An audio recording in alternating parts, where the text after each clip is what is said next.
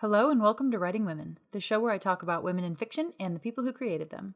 This week is the devastating, heart-wrenching, jaw-dropping fourth book in Tamora Pierce's Protector of the Small Quartet, Lady Night.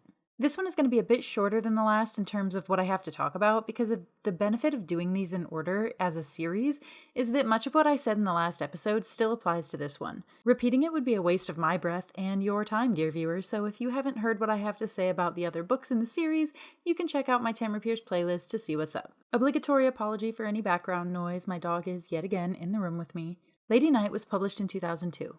This is by far the darkest and most graphic book in the Tortall universe at this point. Now, Tamora Pierce has a video on her own YouTube channel about what it was like living in New York during the 9/11 attack, and things she saw, how she dealt with trying to write after the tragedy, and just a whole lot.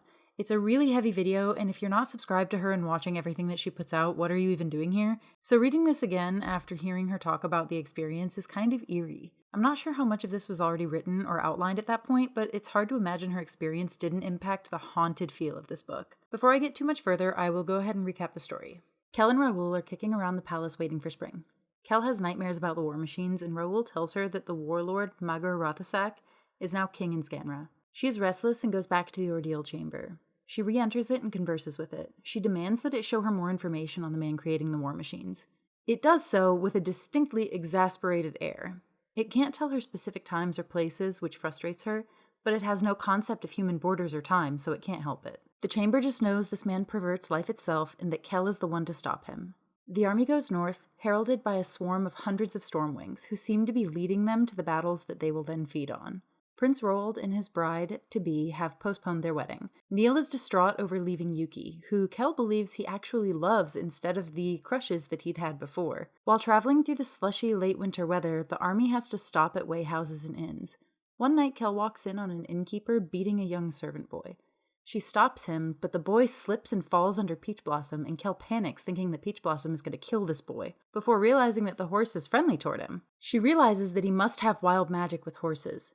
She threatens the innkeeper with a visit from the local magistrate before buying the boy's indenture papers from him. She has Neil heal the boy of his various injuries and brings him to bathe. The boy, named Toby, asks Kel why she is helping him. She stops to think, knowing that this may be the most important conversation she has with him and wants to get her words right. She tells him she was in need of a servant and that she hates bullies like the innkeeper. She leaves him to bathe and overhears Neil threatening the innkeeper. He saw all the injuries the boy had and is recommending the magistrate regularly visit the inn to check up on how the other servants are treated. Knowing the magistrate may not do much after they leave, Neil actually spells the innkeeper, so if he hits someone, he will feel the blow himself. Which is illegal, but, who's going to say anything? Kel goes to buy clothes for her new servant, and when she returns, Toby is clean, but convinced she has forgotten she took him in or will try and give her back. She explains she doesn't drink or take drugs and that she would never forget about him. She realizes that the innkeeper never educated the boy, further neglecting his duty to him in his indenture contract. She plans to have him taught to read, etc. once they are settled in the north. She gives him his duties and makes a mental note to have a will written, freeing the boy if she is slain. The next day, Kel puts Toby in a wagon so he will stay dry, but he sneaks out and wades through the mud to follow her, keeping her in sight. He tells her that people tend to forget he exists when they can't see him anymore, and leave him. So she lets him ride with her, covering him with her cloak. That night, they stop at an inn again and meet Cleon coming south. His fief has been devastated by flooding, and he must marry his wealthy betrothed to raise funds for planting this year, or his fief will starve. He has to end things with Kel, who is actually relieved as she doesn't feel anything but friendship for him now when she sees him. She's still sad for how things change, and that night Toby finds her crying in her bed. He thinks that it's because of the war, but she explains she's crying for her friends. He admits that he's never had friends, so he can't relate. Kel tells him that he has friends now, and they go to bed. Some of the knights split off, and the rest of them, including Kel, head off to receive their orders from Wilden of Caval. When they arrive, Kel is tackled by Owen. He's excited to see her and gets them settled. At dinner, the knights get their assignments from Wilden. Kel is the last to receive hers. Wilden puts her in command of the refugee camp they are preparing. He ensures her that there will be combat for her, but she is still frustrated at being given what she sees as a kind of poopy posting. Wilden takes Kel to the gathered refugees so she can see the people he wants her to protect. He knows her, and knows that once she meets these people, she will protect them with her life. She meets the woman who led these people safely away from their village after it was attacked, Fanch. Fanch doesn't seem to like Kel very much. Wilden jokes around a bit with some of the refugees, and Kel realizes that she's never seen him like this. Training pages was his duty, but he didn't enjoy it. This environment is where he thrived. Wilden tells Kel that he knows everyone will consider this a crap assignment, but that he can't trust anyone else with it. She cares about commoners, so she will do what she can to protect them. But she also has a strong sense of justice and won't let them walk all over her. She won't sass the wrong people and make relations worse like Neil would. Kel is mostly upset because she doesn't understand how she can complete her task given to her by the chamber if she's stationary in a camp, but she agrees to her orders. Owen apologizes to her. Wilden hadn't told him his plans for Kel's assignment. She travels to the camp and is shown around by its interim commander. The camp is unnamed. They left the naming of it to her as the permanent commander. Many of the workers are convicts from the mines. The interim commander seems kind of like a dick. Kel inspects the camp and shakes hands with the men working, introducing herself. They whisper about her, but she's used to it. They will either respect her eventually or they won't. Neil and Merrick will be stationed with her, so it isn't all unfamiliar faces. She had wondered who had prepared her personal flag and had it ready for her when she arrived, and that question is answered when she sees Dom of the King's Own and his squad are there. She is excited to see him, though restrains from rushing to him since she is a commander now, and that would look a little weird. Dom will be there to help until the camp is ready. After inspecting the grounds around the camp, Kel addresses the people living there at dinner. She identifies the convicts as the skinniest of the lot, noticeable even without the mage marks signifying what they were. One convict comes to get a closer look at her. Turns out, he was one of the men from the group she had fought as a page. He tells the room about how she gutted one of their men, clearly in awe of her. She gives them all the best speech she can think of, not one full of fire and glory, but a practical one. A speech of survival. She asks for the best woodworker to make a sign that says Haven, which she has decided will be the camp's name. The next morning, Kel is up early to practice her glaive. She puts herself on every work list for grunge work, cleaning latrines, digging, washing, etc. She knows that few people will object to doing a job that the commander is willing to do. She tries to volunteer for woodworking, but the carpenter says no. Apparently, Dom has already told them that she is terrible with a hammer and nails. Neil inspects the men of the camp, healing things that will become problems later on. He fumes at Kel that the previous commander had let the convict men work in terrible condition, essentially signing their executions. Numair Somaline arrives with the refugees from the village of Goat's Track. These are the ones Kel met already. The woman Fanch, their leader, who had been critical of Kel at the fort, is no less rude to her now. Kel takes her aside and has a chat about how if the woman has a disagreement with Kel, she should take it up with her in private instead of around everyone else. The woman doesn't like Kel or any noble very much. She feels like they take advantage of commoners, which she is right about. Numair has brought Kel correspondence and some clerks to help with running the camp. She sends a sparrow to fetch Toby and has him get the clerks settled while she talks with the mage. She reads the reports Numair brought and finds out that Wilden is requesting her in person to report her progress in 7 days. She takes Numair around on a tour so he can prepare protection spells for the camp, and her sparrows come to warn her of an attack. The camp moves swiftly into battle readiness. Toby gets Kel her mail and weapons, and the refugees ready up to take commands from the soldiers. Things look okay for the defenders until the metal war machines show up. Kel kills one and knows they will have to train the soldiers to break open the skull and let the magic out. Kel's performance in the battle helps Fanch see her in a new light. Kel gathers up the people and has them sign up for various weapon training, wanting them to be more prepared next time. The refugees moan about it, but she hits them with the reality of their situation. They don't have time to relax and settle. They have to get ready immediately. She even assigns children to help saddle mounts when they hear the call to battle. Over dinner, Numair gives the rest of his messages to Kel and her staff. There have been at least 19 war machines sighted, and they know more about the creator. A mage named Blaise the Galan, who was expelled from the city of the gods for necromancy and enslaving human souls. War has been officially declared, and Dom and his squad must go rejoin his company. Duke Baird and Numair debate the magics they could use to add stone defenses to the walls, and Kel leaves for bed. Toby is waiting, however, and sends her to the scribes who have suggestions for running the camp more smoothly. The next morning, the camp is shrouded in fog, and Kel hears a recorder playing. It's Numair piping a song that is calling boulders for their defenses. The magnitude of his working is causing tension in the air. He leads the boulders like a demented Pied Piper. Side note, I have a very specific idea of what a recorder sounds like, and all I can think of is he's playing that, really bad, awful version of Mary Had a Little Lamb as he's leading these boulders around. I just want you to picture that in your head while you're thinking about him leading these boulders around.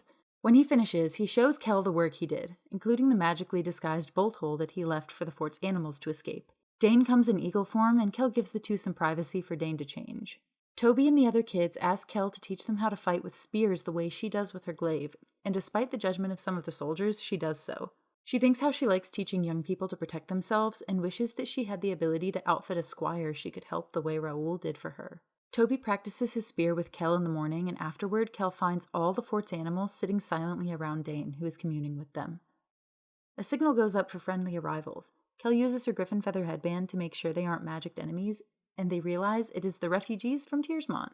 During her meal, Kel is interrupted by the leader of the new group, a belligerent fur trader who calls her all sort of names and tries to demand that she give him a horse and escort so he can go speak to her manager, Lord Wilden, at Fort Mastiff. She laughs him off, though the soldiers eating with her are clearly angry on her behalf. Later, she goes and introduces herself to the Tiersmont refugees, including the leader, pretending like she didn't remember the confrontation.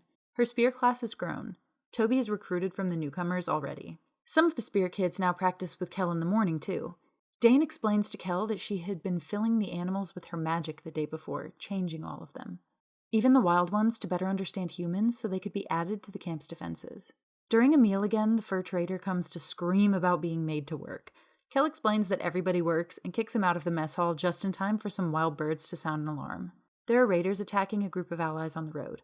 Toby and some of the refugee kids get Kel and Merrick their weapons and help arm them while Kel gives orders. She has to help the party on the road and leaves Neil in charge of the fort in her absence. The battle is heated and a few of Kel's men die. Numair sends her a magical signal to retreat and then opens up a crack in the ground to swallow the Scanrans. Kel has to bring him back inside because he practically collapses after.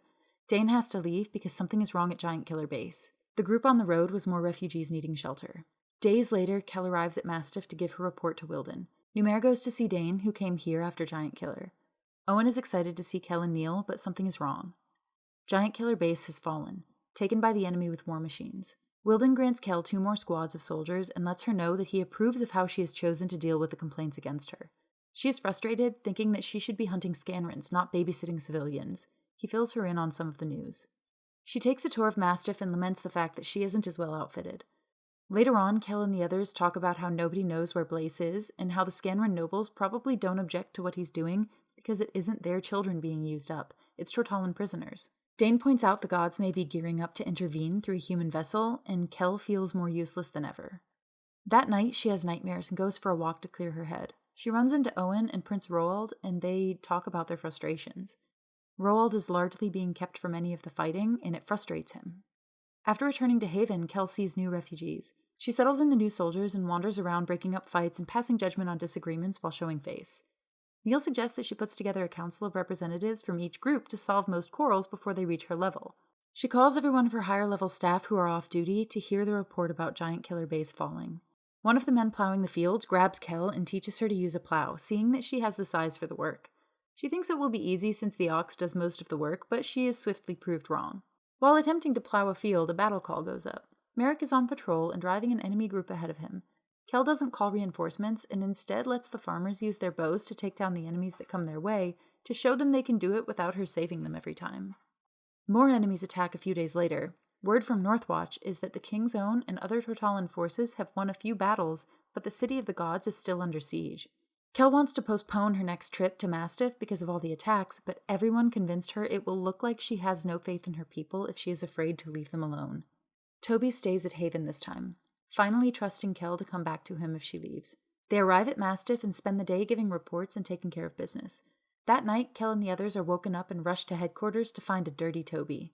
He hugs Kel and explains that he was sent out the secret bolt hole after a massive attack in mid-morning after she left. He's been through the woods all day trying to reach them. War machines swarmed Haven and the defenders couldn't stop them. The sparrows had led him through the woods during the day, and an owl helped him once it got dark. Kel must go to Haven and commands Toby to stay at Mastiff and obey the healers. Wilden leads them to Haven. The Scanrans are long gone. Wilden sends a group to follow their tracks and has Kel lead them to the destroyed Haven. The camp is devastated. Kel is in shock. She tours the grounds inspecting the dead, remembering them in life. There are only around 60 dead, most of them soldiers, and hundreds of missing, of a camp of 500 people. A Stormwing lands and tells Kel that she is sorry they had to do what they did, but that the refugees in the camp had taken up arms and fought, so they counted in the rules of their kind. Neil weeps for the lost. Kel sends her sparrows to try and find Merrick. The sparrows come back and report wounded friends, and Wilden sends a group to investigate. Kel can't believe there are no survivors out of the camp of nearly 500 and goes over the whole camp again. Nothing. She returns to find Merrick and the convict squad, gravely injured and many dead. Neil is healing them, and Merrick explains they were tricked, drawn away and ambushed while Haven was attacked in force. Wilden commands they get everyone ready to move to Mastiff and grants Kell a few squads to search the surrounding land for survivors. A trap had been laid for pursuers with a bunch of war machines, and Wilden takes his soldiers to deal with them. When he returns, he commands Kell to bury her dead and report to Mastiff for reassignment the next day. He believes there must be some other attack somewhere because King Magur had been doing attacks on multiple fronts constantly. Instead, the next day, Kell gives her soldiers the slip after ensuring they would make it to Mastiff without her. She is hunting her people down herself. At Mastiff, Wilden is kicking himself when he finds out. Raoul barges in to give him hell for being such a fool. This is the girl who risked repeating 4 years as a page to find her maid. Wilden knew Kell. He knew that once she accepted these people under her protection, she wouldn't give up until she found them, no matter the cost to herself. Raoul quietly gathers Dom and his squad and asks for volunteers to go after Kell. Of course, all of them volunteer. He gives them maps and supplies and helps them plan their search. Neil, Merrick, Owen, and some others also plan to go after Kell secretly. They realize Kell thinks the refugees were taken to make more war machines, so she will fight tooth and nail to retrieve them safely. Merrick even demands to be tied to his saddle since he is still weak from healing. They won't let Owen come because he would risk breaking faith with Lord Wilden. But he sneaks out anyway, of course, joined by Toby, who brings Peach Blossom from the stable to hunt Kell down. Neil and the young knights meet up with the remaining convict squad, who plan to find Kell and help her as well. Sure is a lot of treason going around. Kell has the pack of camp dogs, her sparrows, and some cats with her. She comes across some bodies in her pursuit and finds one of the scribes dead by the road. She makes it to the destroyed Fort Giant Killer and beds down for the night. She wakes to find Dom and his squad cooking breakfast for her. They fill her in and let her know that they're there to help. She tries to talk them out of it, but is also relieved. They're there on orders, so they can't be accused of treason. While they pack up to leave, Toby and Owen arrive. Kell tries to talk Owen into going back, but he refuses. He says he thinks Wilden knew what he planned to do, and that Kell needed to know why Wilden gave up pursuit of the refugees. They have word that Magur will be making a large-scale attack in a few days, and he couldn't spare any people. Owen says it killed Wilden to leave the refugees behind. After dodging a patrol, Neil and his gang catch up to Kell's group as well. She's angry all over again. She tells them they're committing treason, and they answer that so is she, and they don't care. She gives in, knowing that now she at least has a chance of saving her people when she finds them. Along the road, she finds a bit of hair from the doll carried by the little boy Meech. She realizes that this piece and the piece she found before near Haven means that somebody is taking the doll apart to leave signs for any potential rescuers. They keep finding more bodies. A pregnant woman who lost the baby and hemorrhaged and died. Later, her husband, hanged likely for fighting to be with his wife.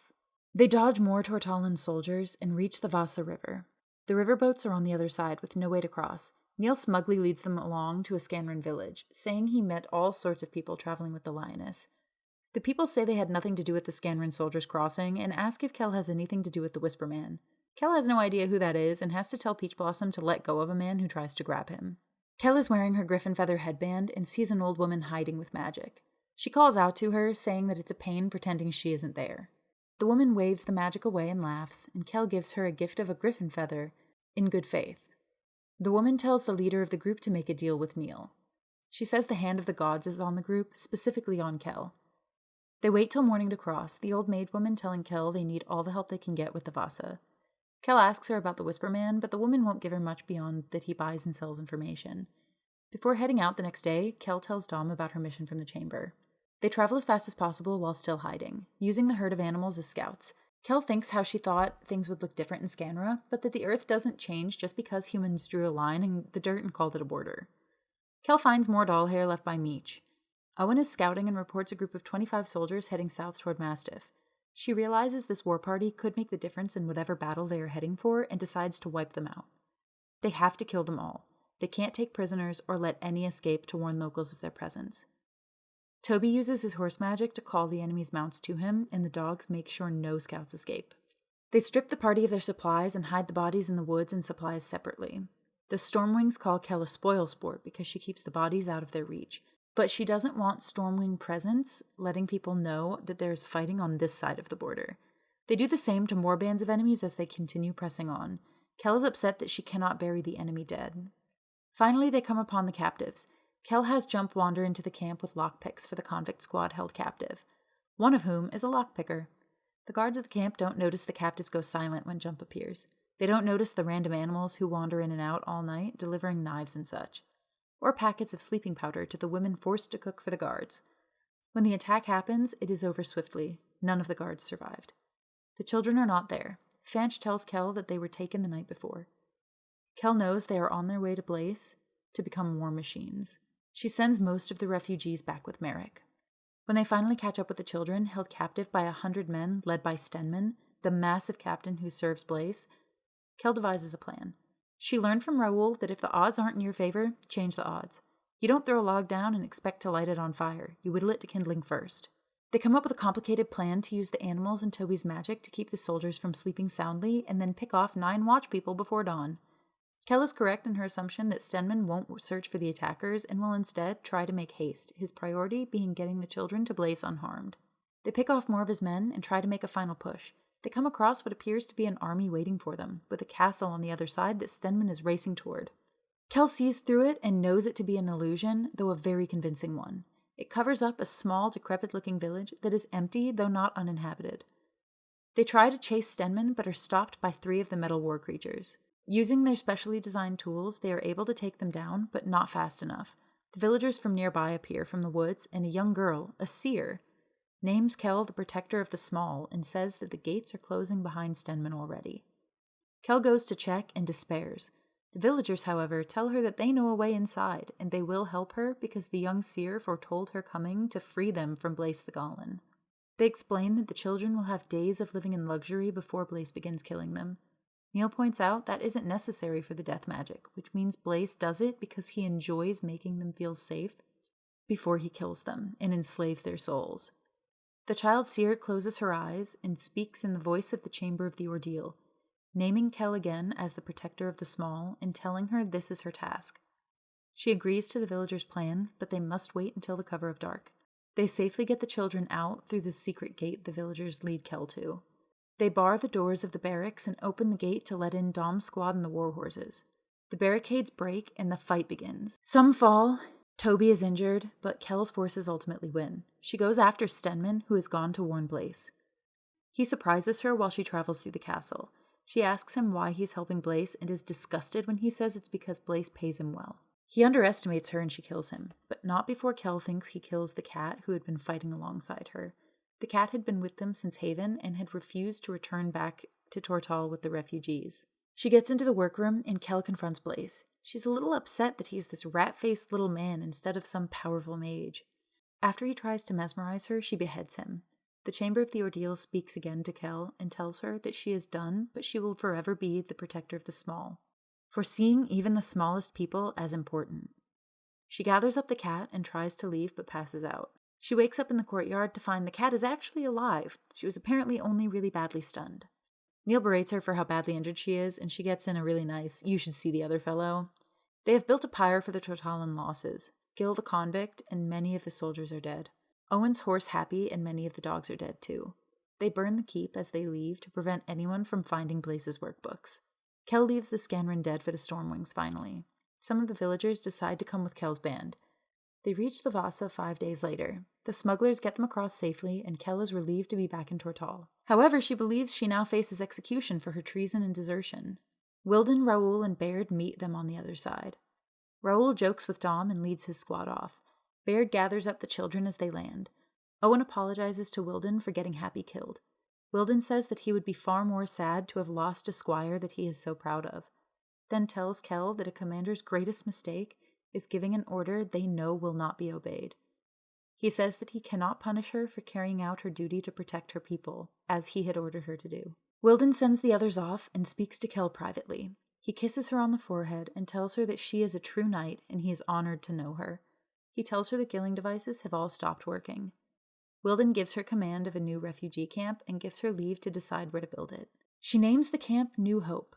They are well underway when Kel leaves for a week to go to the wedding of Lord Raoul and Burry. Burry has retired her command of the Queen's Riders and has come north because she's tired of waiting for her man. Fanch is now head woman and is taking command while Kel gets ready to go. The remaining convicts have been pardoned for their crimes based on the actions that they have performed while in Kel's service. Neil is now betrothed to Yukimi, and she waits with Burry for them to come see her. He's frazzled, getting ready to go see her, and the young seer girl says to Kel, if he's like this now, how will he be when his daughter tries for her knighthood? Kel doesn't think that she should tell Neil about this little prophecy. Neil tells Kel to hurry up, and she thinks how at least she doesn't have a lover to worry about. And then she remembers that she'll get to see Dom without a war going on during the wedding proceedings, and she gets herself in gear. This was the first book that I read when I was younger that didn't shy away from showing things in an almost painfully realistic way. Fiction doesn't have to be realistic, of course, but sometimes I enjoy a character thinking about needing to pee after chugging some water, or thinking about how the weight of full armor will affect a horse's stamina. And even that is nothing compared to the haunting nature of witnessing a tragedy like the scope of the one in this story. When Kel is going through the bodies at Haven and the random thoughts that pop into her head about the dead folk, how they look like they're sleeping if you don't look at their ruined bodies. It's this numb feeling of constant tension and horror that is something that can be hard to understand if the only dead person you've ever encountered is a relative at a funeral. It gets across the psychological effects of experiencing war better than any other fantasy book I have ever read, even the ones intended for adults. I have to say, I'm glad I don't have to see Cleon in this book. I don't think there's anything really wrong with him as a character, but something about him just made me grossed out. I think it was his jealousy over Kel's friendship with Dom. I like that Kel ends the series as a single and independent woman. In the end, she jokes about how it's nice not having to worry about having a sweetheart to get back to, but then gets excited at the thought of seeing Dom again, so who knows? Maybe that's a hint at some point in the future they will get together, but it's nice to see a girl who experiences crushes where they come and go like her feelings for Neil and Cleon in the previous books, and in the end, she's just happy to be by herself. It's really nice to have a young adult fantasy series aimed at girls that doesn't end in a hetero-romantic pairing, or one that doesn't have a romantic interest who does nothing but nag or be mean to the main character, but she loves him anyway because she can fix him. Or a love triangle. Gods, I am so glad there is no love triangle. There's a lot of stuff that I read as pretty anti-monarchy in this, or at least anti-class system. It is hammered over our heads repeatedly that so long as a class divide exists, the higher class will take advantage of the lower class. There's a lot of talk about how a king will do anything to win, and though at face value Kel believes Jon would never do something like King Magura did, she knows that she has to kill Blaise quickly because she isn't 100% on that faith in her king. It's a bit of a mixed message to me though, because there's very much a sense of that same old everybody but Tortall is backwards and barbaric idea that exists in the other books, or at least every other country's nobility is bad and Tortall's is mostly good. The existence of slavery seems to be shorthand for how backwards and barbaric a country is in this universe. Obviously, Tortall is a shining beacon of progressiveness because they don't have slavery. My major complaint would be that Kel does not seem to have much in the way of character flaws. She makes mistakes, sure, and has to train hard and all that to be as good as she is, but her only real character flaw seems to be that she's stubborn, which is not very unique. Every YA protagonist, and specifically every Tamora Pierce character, is stubborn. It's nice to see a calm stubborn versus the hot-headed kind, but that's still not much in terms of a flaw. It's usually played off as a good thing, like, oh, you are so stubborn, that's how you achieved all of the things that you have achieved. I would like to see it be more of a detriment for her, or for her to have something else as a flaw. You could make a case for her black and white sense of honor and duty, but that's kind of a cop-out too. And here's why. When I was in the military, we had to get these yearly evaluations of our performance, and they determined our rankings for promotions. Sometimes they were written for you, but sometimes you had to write them about yourself as a way to kind of reflect on your own performance. Then it would be signed off on by your superior in your chain of command. You had to make these 3 bullet points for things you excelled at, like extra duties you took on, things that you're good at, just gas yourself up, 3 great things about you, why you should be promoted, right? And then you had to do 3 bullet points for your flaws, or things that you needed to work on. But because nobody actually wants to say anything bad about themselves lest it affect their promotion score, they put stuff like, bullet point 1, I'm too dedicated to my job. Bullet point 2, I'm too punctual because I always arrive a half hour early. Or my favorite, I'm so attentive to detail that I spend a lot of time perfecting everything I do, and that makes me take extra time on all of my projects. That sounds like Kel's character description. She doesn't really have flaws, just things she is so dedicated to that she has a hard time doing anything else. Though, that being said, Dane was my favorite Tortall character as a kid, but now I am positive Kel is my favorite as an adult. Her books so far have been the easiest ones to translate into reading as an adult instead of having to remind myself constantly that I'm reading a YA book. That in mind, there is a definite change from book to book in complexity of writing, which works well if you are a kid reading these stories as they are released. and it kind of begins again at the beginning of the next series with a slightly more simplistic style for the assumed younger reader.